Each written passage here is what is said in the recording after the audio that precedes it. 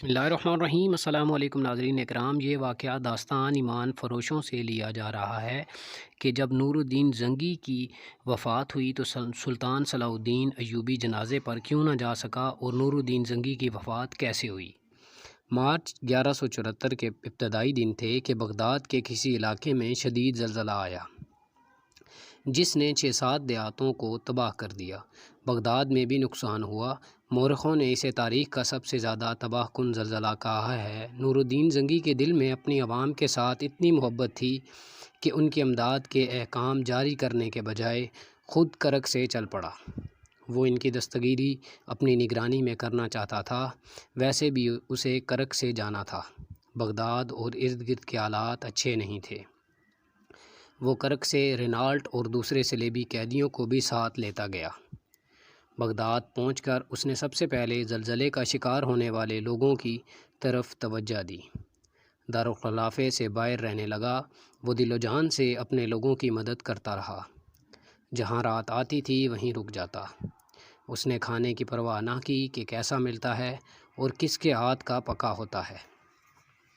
اسے تباہ حال لوگوں کی خوشحالی کا غم کھائے جا رہا تھا۔ اپریل کے آخر تک اس نے تمام متاثرین کو آباد کر دیا۔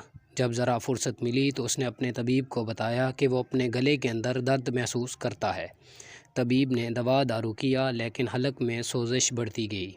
طبیبوں نے بہت علاج کیا لیکن مرض کا یہ عالم ہو گیا کہ وہ بات کرنے سے بھی معذور ہو گیا اور مئی 1174 کے پہلے ہفتے میں خاموشی سے جان آفرین کے سپرد کر دی۔ یورپی مورخوں نے لکھا ہے کہ زنگی کو خناق کا عارضہ لاحق ہو گیا تھا، لیکن بعض مورخوں نے وثوق سے لکھا ہے کہ زنگی کو حسن بن صباح کے فدائیوں نے زہر دیا تھا۔ ان دنوں جب زنگی زلزلے سے تباہ کیے ہوئے دیہات میں بھاگتا دوڑتا رہتا اور اس کے کھانے کے اوقات اور پکانے کے طور طریقے بے قاعدہ ہو گئے تھے، فدائیوں نے اسے کھانے میں ایسا زہر دینا شروع کر دیا تھا جس کا ذائقہ محسوس نہیں ہوتا تھا۔ یہ زہر حلق کی ایسی سوزش کا باعث بنا جسے طبیب سمجھ ہی نہ سکے۔ جنرل محمد اکبر خان رنگروٹ نے اپنی انگریزی کتاب گوریلا وارفیئر میں کئی بڑے اور مستند مورخوں کے حوالے سے اسی کی تصدیق کی ہے کہ نور الدین زنگی فدائیوں کا شکار ہوا تھا۔ زنگی کوئی وصیت نہ کر سکا، سلطان ایوبی کو کوئی پیغام نہ بھیج سکا۔ سلطان ایوبی کو اس وقت اطلاع ملی جب زنگی دفن ہو چکا تھا۔